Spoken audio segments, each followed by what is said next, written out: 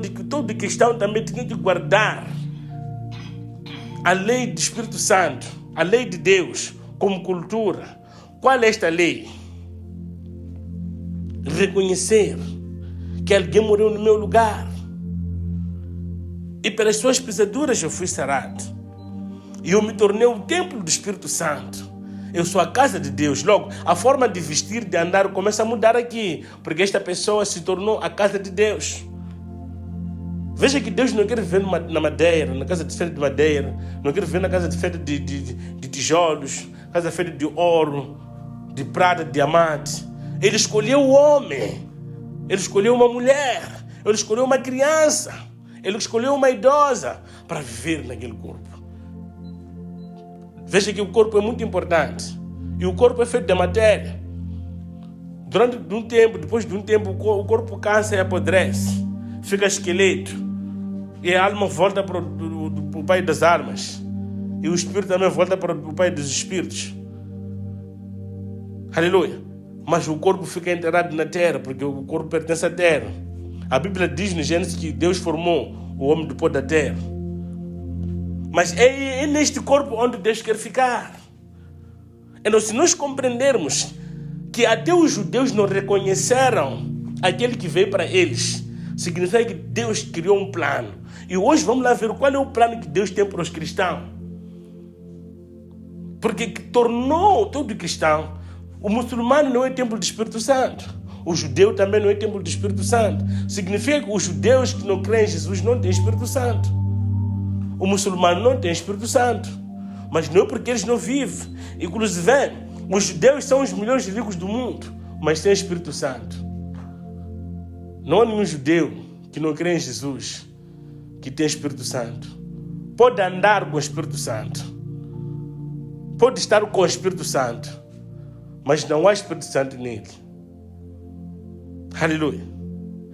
Então, o cristão, quando crê em Deus e aceita Jesus e segue os propósitos de Deus, ele passa a ganhar o Espírito Santo dentro dele. Todo cristão que crê em Deus carrega algo. Mas veja qual é o nível de cristão. O cristão tem um nível muito pior do que os muçulmanos, do que os judeus. Embora que os judeus não carreguem, que não creem em Jesus, não têm Espírito Santo. Mas eles têm uma vida muito boa. Têm um bom relacionamento com Deus. Por quê? Porque eles meditam na lei de Deus de dia e de noite. E eles seguem os princípios de Deus. É por isso que eles caminham com Deus como um povo eleito. Porque eles olham para os 10 mandamentos, eles olham para a lei do Senhor como comida, como cultura, como seu sentar, como seu viver. Mas o cristão não. Embora que os cristãos tenham o Espírito Santo, ele olha para dificuldades como seu viver. Ele olha para a preocupação como sua vida. Ele olha para desafios como sua vida. E ele olha para a riqueza como sua vida. Olha para a pobreza como sua vida.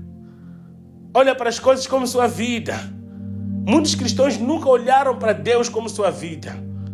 Porque se o cristão chegar ao nível de olhar para Deus como sua vida, é ali onde vai acontecer um dos movimentos que muitos pregadores não falam, que eu vou falar agora, que está escrito no livro de Romanos 8. Diz que a terra geme à espera da manifestação dos filhos de Deus, que significa que essa manifestação vai trazer inveja aos judeus. Quando os judeus souberem que aqueles cristãos, aqueles que eram pagãos, aqueles que não eram povo escolhido, hoje são eles que estão a passar por um avivamento.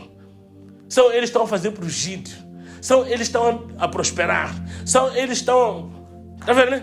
A declarar a palavra a acontecer. São eles que estão com Deus. Mas como se nós somos povo escolhido de Deus? Por que eles é que hoje se manifestam como povo escolhido? Enquanto povo escolhido somos nós. Então, só assim, minha filha, que o mundo chegará ao fim. Porque no momento que os judeus vão sentir a vergonha de não ter Deus, vão compreender que se aqueles que são pagãos, que nunca eram povo de Deus, acreditam em Cristo, que nós achamos que Cristo não existe, ainda não veio, e eles vivem segundo os mandamentos de Deus, eles fazem prodígio, eles fazem sinais, eles prosperam através desse Cristo. Então significa que na verdade Cristo é aquele que morreu há 2000 anos atrás. Aleluia. Então quando eles ficarem com inveja dos cristãos, é quando o anticristo vai se manifestar. E quando o anticristo vai se manifestar, é quando Cristo há de voltar. Estamos aqui. Vimos que lemos aqui. Estamos à procura do menino que nasceu judeu. Mas os judeus, disse aqui, estão à espera de quem? Do Messias. E os cristãos do mundo inteiro, eles recebem Jesus todos os dias de suas vidas. Está a perceber? Mas esses cristãos não vivem como se Jesus estivesse neles, porque eles olham mais para as coisas. Estou a dizer que se um cristão não tem dinheiro, há de olhar para a preocupação como seu Jesus. Pode falar em língua, orar, falar o que quer, mas a preocupação é que está no number one. Então, se começa a prosperar, começa a ter dinheiro, começa a olhar dinheiro já como seu Jesus. Qualquer coisa é o dinheiro que está number one. Mas isso tudo são projetos que estão a ser criados. Você nunca notou que o cristão é como se fosse o único pobre do mundo, entre todas as religiões? Vamos ver que os islamistas, ou os muçulmanos, a maioria deles são prósperos. Os judeus, a maioria deles são prósperos. Esses hindus, a maioria deles são prósperos. Esses que adoram Shiva, os indianos, todos eles são prósperos. Mas nós que carregamos a autoridade divina no nosso corpo, que é o Espírito Santo, não somos prósperos. O que está acontecendo é para que quando o botão ser tocado, o cristão vai prosperar de uma forma, o cristão vai fazer coisas que nunca fez antes, para se confirmar o que ele disse. No livro de Joel 2, 27. Nos últimos dias, eu, Deus, derramarei o meu espírito sobre toda a carne. Os vossos filhos falarão novas línguas, farão proezas. Até os vossos velhos voltarão a sonhar. Significa que até aquele que terá 70 anos, 80 anos, há de sonhar construir uma casa. Então significa que esses tempos ainda não chegamos. Porque nós vimos que até então existem cristãos doentes. Existem cristãos com falta de apetite para orar. Existe cristão que não vive segundo as palavras de Deus, mas são cristãos, vão à igreja, buscam a palavra, mas ainda não é o tempo da manifestação desses filhos, que significa que tudo que é profético, tudo que é profecia, tudo que está escrito vai acontecer. Então, se a Bíblia diz que o mundo geme à espera da manifestação dos filhos de Deus. Então, neste tempo, podemos ir para lá. Romanos 8. Vamos para lá? Romanos 8. Não deixe a Bíblia aí? Romanos 8, para terminar. Romanos 8. Romanos 8. Aleluia. É assim como as coisas estão a acontecer neste mundo. É como se tudo fosse um plano. Aleluia. Ok? Podemos começar no 8, 18.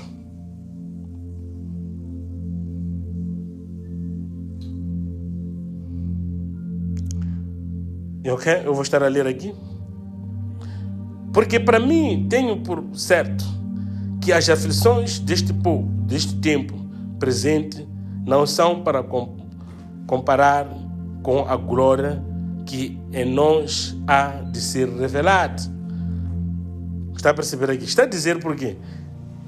Porque para mim, aleluia, porque para mim tenho por certo que as aflições deste tempo presente foi no tempo em que Paulo escreveu. Não são para comparar com a glória que em nós há de ser revelada. Qual é esta glória que vai ser revelada? Aleluia! Porque a criação ficou sujeita à vaidade. A criação ficou sujeita à vaidade. Eu gostava de explicar aqui que o cristão só se aniquila o quê? Ou se entrega mais em quê? Em bens. Ok? O cristão, quando está pobre, é crente, mas olha mais para a pobreza. Quando está rico, é crente, mas olha mais para a riqueza. O amor próprio não existe aqui. E aqui nós estamos a ver. Está dizendo aqui. Por quê? Está vendo, né? Está vendo aqui? 19. Por quê? O ardente... Está vendo? O quê? Expectação, não é isso? Da criatura espera a manifestação dos filhos de Deus, não é? Porque a criação ficou sujeita à vaidade, não por sua vontade, mas por causa do que a sujeitou. Não sei se percebes? Não pela sua vontade. Lembra quando eu disse que parece que tem uma coisa aqui, parece que tem algo a influenciar aqui. Está vendo aqui? Está a dizer a palavra aqui. Que isto não acontece por causa da vontade deles, mas por algo que tinha que ser feito. Está a perceber aqui? 21. Na esperança de que também a mesma criatura será libertada da servidão, da corrupção, para a liberdade da glória dos filhos de Deus.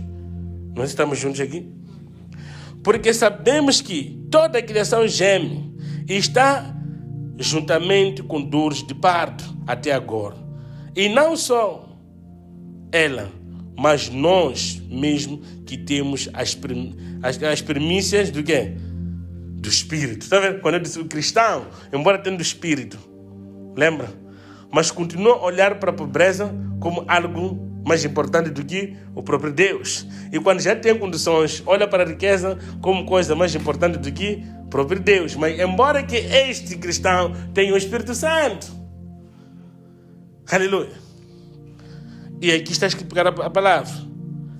Está a perceber? Aleluia.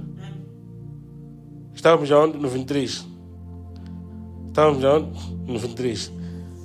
E não só ela, mas nós mesmos que temos as primícias do Espírito, também gememos em nós mesmos, esperando a adoção, a saber, a redação do nosso corpo. Porque em esperança somos salvos. Está vendo? O que nos salva é a esperança de que um dia seremos arrebatados, de que um dia o Senhor voltará, de que um dia veremos eternamente. Ora, a esperança que se vê não é esperança, porque o que alguém vê, como o espera. Mas se esperamos o que não vemos, com paciência o esperamos. E da mesma maneira também o Espírito ajuda as nossas fraquezas, porque não sabemos o que havemos de pedir como convém.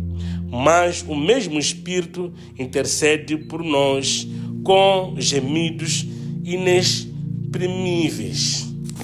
Aleluia. 27. E aquele que examina os corações sabe qual é a intenção do Espírito.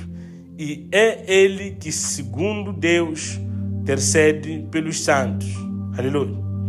28. Sabemos que todas as coisas contribuem juntamente para o bem daqueles que amam a Deus, daqueles que são chamados por seu decreto. Porque os que dantes conheceu, também os predestinou para ser conforme a imagem do seu Filho, a fim de que ele seja o primogênito entre os muitos irmãos. E aos que predestinou, a esses também chamou, e aos que chamou, a esses também justificou, e aos que justificou, esses também glorificou. 31.